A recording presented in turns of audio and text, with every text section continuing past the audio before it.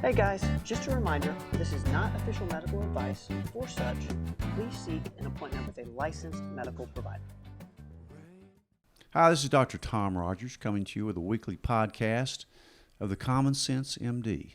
Today I have a very special guest that plays pickleball with me quite a bit, Dr. Robert Russell, PhD in philosophy. So it turns out that we play a lot of pickleball together. As a matter of fact, today we'll be playing right after this podcast. Robert plays with my brother Bob, and I've got a new partner today, and we're going to see if we can take him down again, like usual.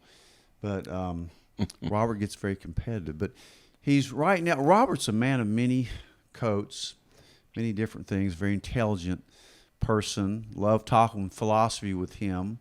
He's the minister at Celebration Church that you may know. He's very recognizable around this area. But he's done a lot of things, and that's why I wanted to get him on the podcast. As a matter of fact, we were talking about a particular subject on the pickleball court. Between games, we always try to bring up something that we can relate to improving somebody's lives. And so we talked about forgiveness and how that affects your health. He sent me some articles from Johns Hopkins that are very interesting on this subject. And as you know, I talk a lot about how your emotional health relates to your physical health. It may be the most important thing, as a matter of fact, much more important certainly than your genetics. But anyway, Robert's done many, many things, and I want you to kind of tell me your background with all the different stuff you've done, your education, your interest, and that sort of thing. Okay, well, I'll give you a real brief background. Essentially, I've had 3 careers. I worked in business early on, have an MBA actually, and worked in the finance division at Eastman a long time ago. That's how I ended up in Kingsport, as I came here to go to work for them. Also taught at Emory and Henry College for a number of years, and my interests began to change while I was there, away from business into other areas, and eventually went back to seminary and so forth, and I've been in ministry in some form or another for over 30 years. And you mentioned I'm at Celebration Church. I've been there for over 25 years. So my real passion at this point in life, though, is to share the truth and to help people in their journey in life. Well, you do a great job at it. You really do. You've counseled me. You've helped many, many people. Don't you think that you get to this point in our life that our mission should be to pass it on, help other people? I mean, what else could we do that would be better than that? Yeah, I certainly agree that as you go through the seasons of life, things change. And as you get in the latter phases of life, there is something that grows in the heart of a person to help others gain wisdom and understanding for living, give them a perspective on life. So yes, to pass it on to younger generations. That would be my mission as a doctor for 41 years now, is to teach other doctors how to practice kind of like I've evolved into. But in any event, so let's talk a little bit about forgiveness and how that affects your health, because you had some really interesting things to say to me about how people that can't forgive have health problems. Mm-hmm. Talk a little bit about that. Well, I think unforgiveness is a very stressful thing. That regardless of what you've been through, that if you hold on to traumatic experiences and if you hold anger against people, that it turns into bitterness in your soul. And it's a very stressful thing day in and day out.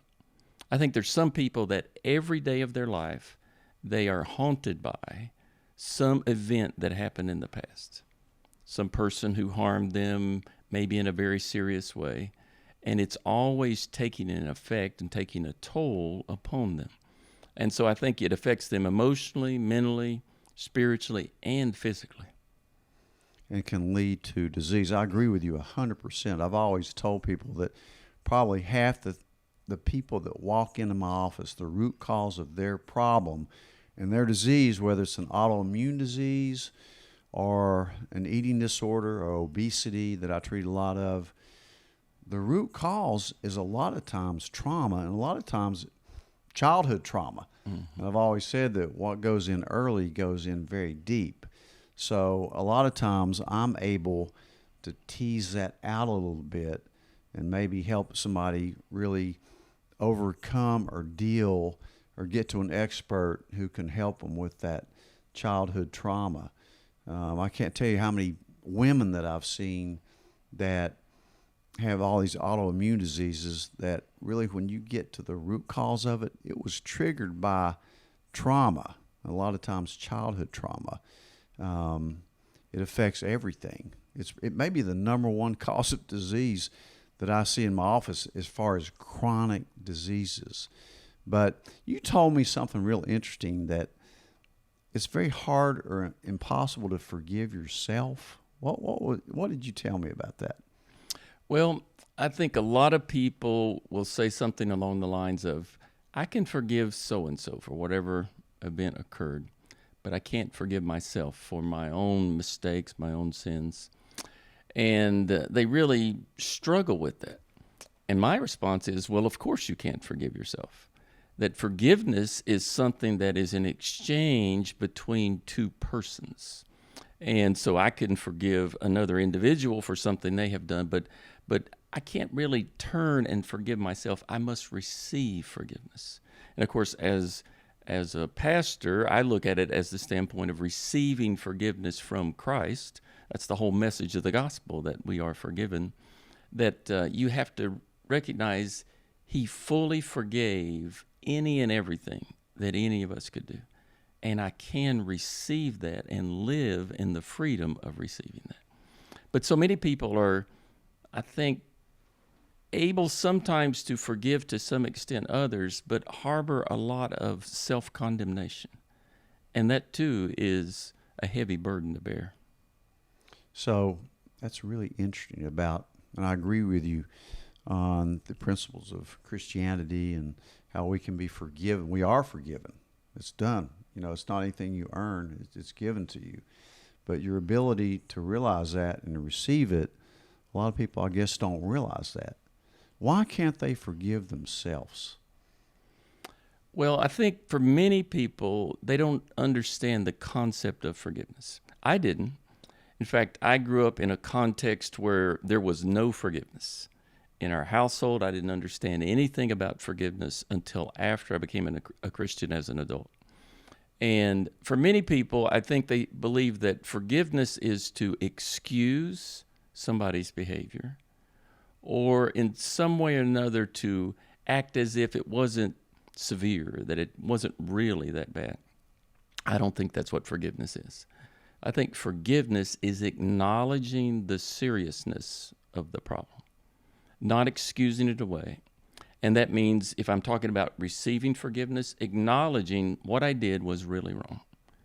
But then moving to the place of recognizing that forgiveness is releasing another person, or in my case, if I'm receiving forgiveness, releasing me from the emotional, spiritual consequences.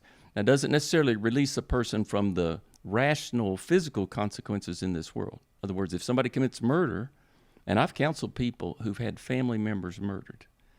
So if somebody commits murder, it doesn't release them of the consequence of their actions. They're going to go to prison, things of that nature. But the individual who's affected by that, who's had a family member murdered, they have to choose to release that individual. Let them go. Let the consequence be dealt with by the civil authorities, not in their heart or in their mind. And so going back to your question about, well, why is it so hard for me to receive forgiveness? Well, I think it varies by individual. Some of us set very high standards and expectations for ourselves, sometimes that are unrealistic. Essentially, we try to be perfectionists, and we hold things against ourselves that maybe even others do not. But it's a different journey for each individual in the process of receiving forgiveness. So, in other words, it's very deep. Yeah. It's not just, I forgive you. So, when you are going through this process, how do you suggest somebody goes about it? Say there's a lot of bitterness towards a family member for what happened in their childhood, or a friend that has done them wrong, or they've done them wrong. What's the best way to go about that? Do you approach a person to talk it out? You plain ask for their forgiveness? What's step one in starting that forgiveness process? Is it one-on-one? Is it prayer? How would you approach that for somebody that's had some deep-seated trauma, say with a family member from the past? Okay. Well, I do think it varies a great deal depending upon the circumstance and what occurred. So let's take a very serious trauma. Unfortunately, a lot of people have experienced sexual abuse as a child, more women than men, but even still a significant number of men. In that case, it would be almost impossible to go to that person. Sometimes they've even passed, if it was an older person and you're a child, things of that nature. But I think the first place is to acknowledge the severity of the problem. I've encountered a number of people who've been abused, who've tried to lock it away, never talk about it, never told anybody about it.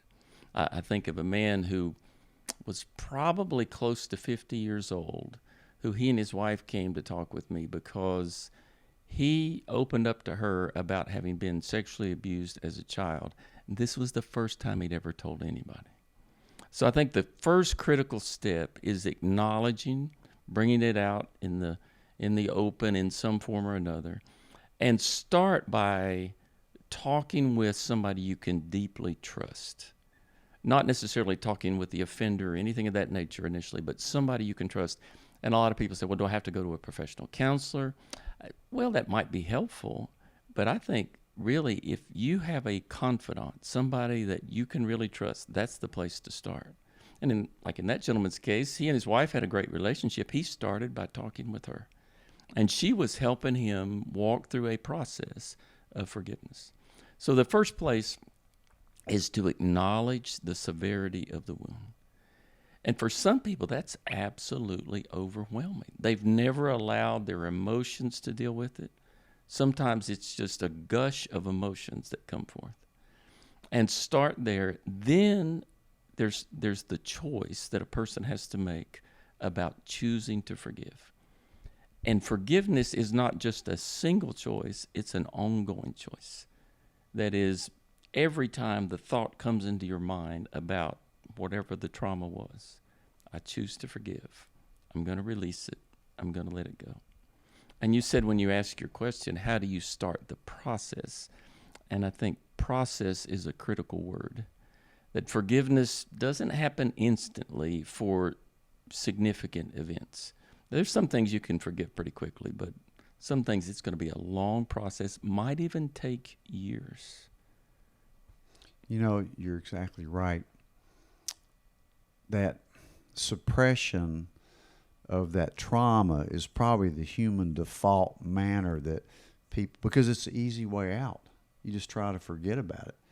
And yet, you can't, because it's so deep-seated, and it takes other forms of bitterness, anger, leads to relationship problems. And a lot of times the other person that may be receiving that anger doesn't even have a clue as to why that person's bitter or angry, because they haven't dealt with it. And it's got to be a hard process, you know, after all those years to really deal with it, because it's hard. Those emotions are going to come out, and you've got to have the right person to talk to, whether it be, I agree with you, a trusted family member or a friend. A lot of times when I'll tell somebody to go to counseling, it's tough because they don't know how to get counseled. So it's a great thought that first approaching somebody that in your circle that you trust, and that be the first step in dealing with some of this, because it's hard. It's a lot easier just to ignore it and go on the way your life is. I find that's true in a lot of things with health problems. You just kind of accept, hey, you know, I'm obese. That's just the way I am, instead of really trying to get, and I find that a lot of eating disorders come from childhood trauma. I agree with you, sexual abuse. One time I was at a conference it was held by a world famous rheumatologist out of Stanford, and he was talking about fibromyalgia, which is a very undefined yet real disease that a lot of people suffer from, mostly women. It's a chronic condition where you hurt all the time, you're chronically fatigued.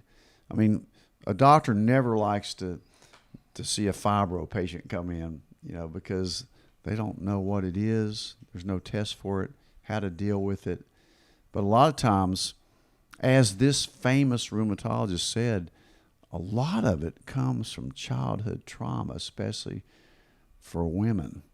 So if you get to the root cause of it, which hardly any doctor has the time or willingness to do, a lot of times it's sexual abuse. Mm-hmm. That's what he thought. But so it's a difficult process. But for a lot of people, bringing that trauma up is a very difficult process, and they don't want to do it. So it really takes the right person to kind of talk with them about it in a very safe spot. So it's a difficult thing. I think you're right that a lot of people try to keep whatever the trauma was boxed up, locked away, that just the idea of trying to talk about it is very hard. But I think that is the first step to finding freedom. I very much believe forgiveness is an avenue to freedom. And a lot of people aren't living in freedom. Now, what I mean by that is, I'm sure you have had patients who have some unhealthy habit, maybe it's alcohol or whatever it is, that for them is really an escape from some traumatic experience they've had in life. It's like I'm familiar with people who were soldiers who probably either had to kill somebody in the act of war or certainly saw people around them killed and then became alcoholics after the war was over. It's an escape from that trauma. And so I think you have to take the step of acknowledging the seriousness of whatever occurred. And do you know who the best counselor I think is for any type of trauma? Is somebody who's already been through it and found healing. I agree 100%. So if you know another person who they have been open about they went through sexual abuse as a child, that's the person who is most likely to be able to help you. We have a lady at our church who was raped. Her home was broken into, and she was raped by one of the burglars. But she's been very open about it. She's found healing herself by being able to forgive. Now, again, forgiveness doesn't release a person from the consequences. The person who raped her is incarcerated. But she has released that person. They don't have authority over her. And she then has been an excellent vessel of a person who helps others find healing from similar types of events. Very true, very true. If you can find that person, which is important. You talk about war, and look at how many our veterans are committing suicide on a daily basis. Mm-hmm. Look how many suffer from PTSD. Mm-hmm. I've never really thought about forgiveness as an avenue for their healing, but you're exactly right.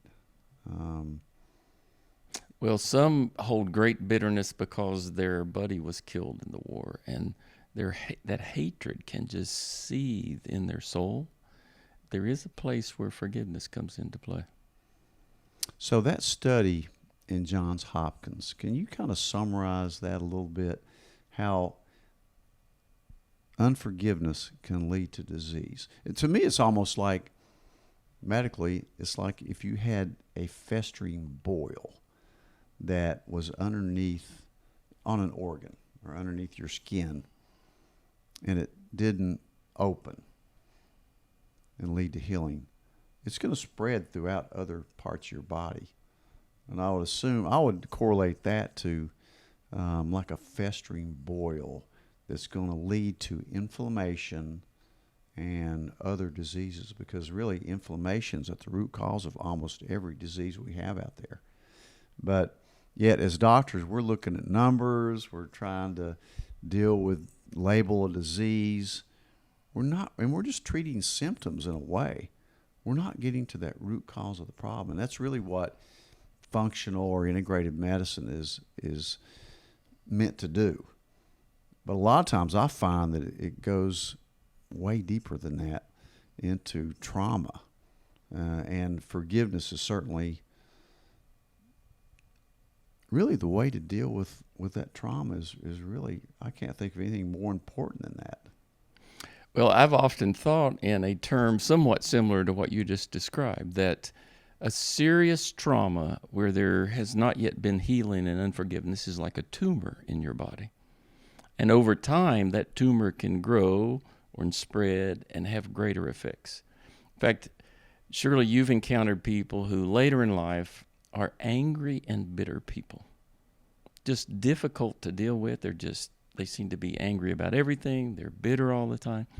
I'm 100% certain in that person's life there is somebody they've never forgiven that wounded them in some deep way, because unforgiveness turns to bitterness. And that's the tumor in your soul, so to speak. Now, over the years, I have many, many times asked people, is there anybody you need to forgive? And many times people say, oh, no, there's nobody, at the start of the conversation. But after I push the conversation a little bit, we start making a list of, well, yeah, maybe I need to forgive this person or that person. And when you choose to forgive, you're choosing to go down an avenue of freedom.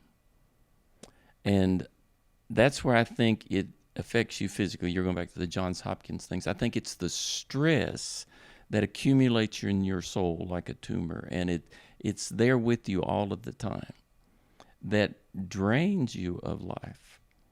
So when I make the choice to forgive and continue in that choice over time, then what I'm doing is allowing healing to take place in my soul. And I really do believe it is, if you want to be a joyful person in life, you have to be a person who consistently forgives. Because look, none of us get through this life without needing to forgive somebody. I mean, I've talked to you before about your family. You had great parents, but I'm sure they weren't perfect parents. I think all of us need to forgive our parents. Mm-hmm. And all children really need to go to their parents and ask for forgiveness for their rebellious things. But some people have had parents it was very, very bad, where there was abuse from the parent, if not physical, verbal. And they have to start there with forgiveness. And then most people have had some people along the way who've wounded them, maybe with their words or with their actions, that they have to choose to forgive. And I bet for most individuals during a lifetime, they're going to be maybe 50 or 100 different people that you might have to forgive, but only one or two that are the really significant, serious traumas of your soul. Well, that's very good wisdom there. I agree with you. I mean, no parents are perfect. Most parents try their best. Some could be horrible with abuse, but so start with your parents.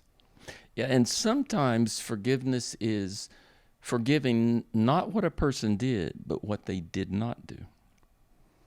For example, I know of several people whose father deserted when they were little children.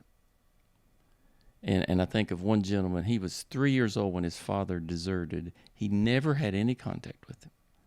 So in his case, it wasn't so much what he did, it's what he didn't do. He wasn't there for him. He wasn't there to protect him, to give him direction, guidance. And it had adverse consequences. But see, he had to choose to forgive for what could have or what did not take place in terms of a good father. Seems like a lot of these people that are abandoned spend the rest of their life searching for that person, because they know something's missing, and maybe that something they're missing is forgiveness. At the root cause of their soul. Could very well be. I assume it is. If they can finally make contact with them, just to be able to, not to get to know them again, but to be able to forgive them is the root cause of their anger or their bitterness. Earlier when you asked about process, you said something about, well, do you go to the person? And sometimes, yes, but not always. I have encountered situations where people were able to contact, say, a parent who had not been in their life. And as an adult dealing with that parent, it was a very healing situation. That there was a lot of forgiveness and mending, and it just brought healing to both parties. But occasionally, it's gone the other way. That contacting somebody who's wounded you, their response is very negative. They don't want to talk to you. They're like, if you need that, fine, but I don't need that. That can be very difficult. So it does depend upon the situation. Mm-hmm. Everybody's so different in how they react to something like that. So if you had a parent that you really had a lot of bitterness towards because they did or did not do something,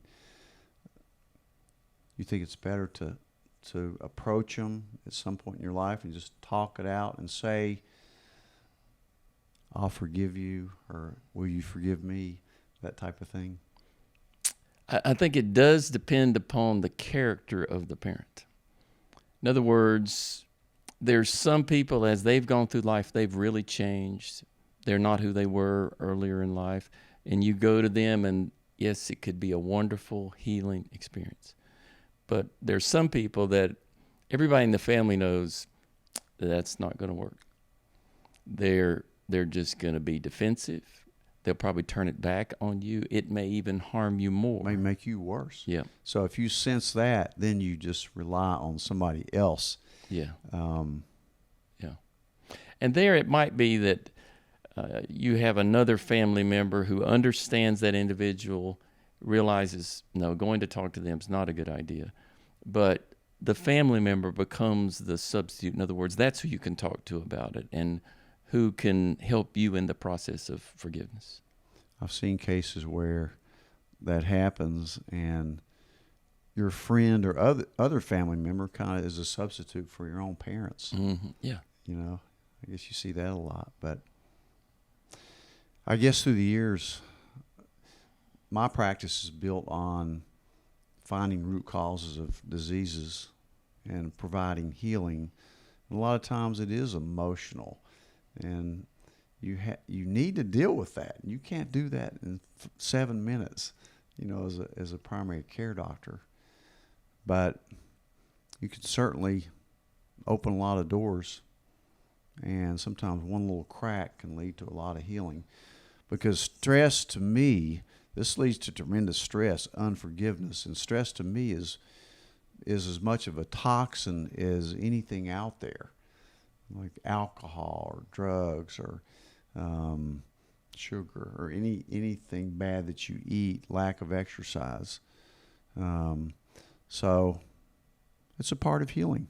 I think forgiveness is something we all need to look at, and certainly I appreciate you talking to me. We may have some other series that we do with things like this, but if you know, I would challenge people to go out and just ask themselves, is there somebody that you really have never forgiven in your life, to make a step towards forgiving them and set yourself free?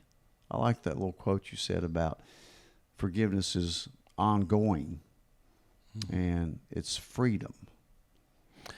Sometimes an individual needs to forgive a person who has already passed. How do you do that? Yeah, because you can't go to them, you can't talk with them, you can't ask them questions. I think there is where you can ask somebody else to help you be the stand-in, so to speak, to talk through with somebody else what the experience was, what it is you need to forgive, ask them to pray with you. Of course, I believe prayer is a big part of the healing process in forgiveness. That when I invite somebody else into to my situation, to then pray with me about it. And of course, from a medical standpoint, there's studies out there that indicate prayer helps people recover from various physical ailments. Without doubt. So I certainly think it's an important part of forgiveness. I'll tell you one more story that's on my mind as we're talking. You mentioned, you as a primary care doctor, you've only got a few minutes to deal with someone. I had a situation one time where a person came to me right before I was about to speak and said, "I need to talk with you." And I was like, "I don't really have time. I've got to go just in a few minutes." But he was very adamant. "I've got to talk to you." And I said, "I'll give you 5 minutes." And that was all I had, really. And he starts ranting and raving about a lot of things. He's very demonstrative. And I really felt like the Lord was telling me, ask him who he needs to forgive.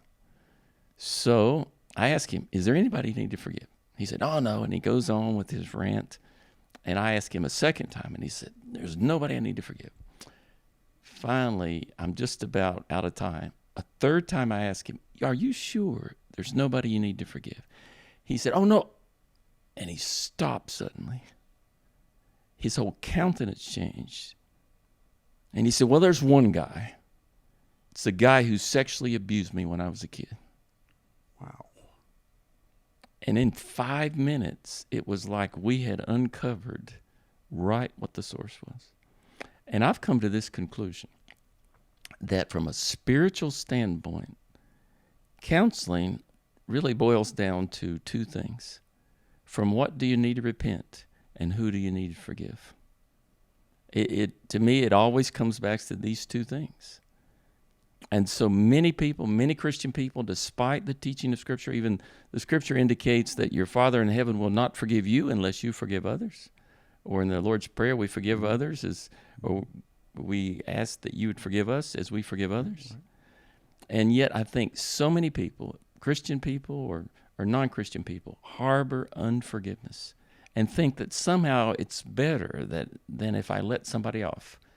Well, you're just releasing them. You're not letting them off from the consequences of their actions, but you're not holding on to it. And the last thing I would say on that is, I remember a lady who said to me, "I will never forgive this person." And I said to her, "Well, then he's going to control the rest of your life." In other words, as long as you hold unforgiveness, whoever you're holding it toward has some authority and some influence in your life. And when you're able to forgive, you're removing them from influence in your life. I love that. That's perfect. That is very perfect. Thank you so much. I really appreciate you coming on here and talking about this. Think about forgiveness. Some of these subjects Robert's brought up today are just amazingly important and healing as well. So just think about this podcast that we've done, and please share it with people that you think could benefit from it, because that's why we're here to help other people. Robert, one last thing. I want to thank you for coming on this podcast with me. I hope we can do some more. But will you forgive me for the beating that I'm about to give you on the pickleball court in advance? If it's necessary. I'm not sure I'm going to have to forgive you. Thanks, guys, for watching this. We'll see you next week.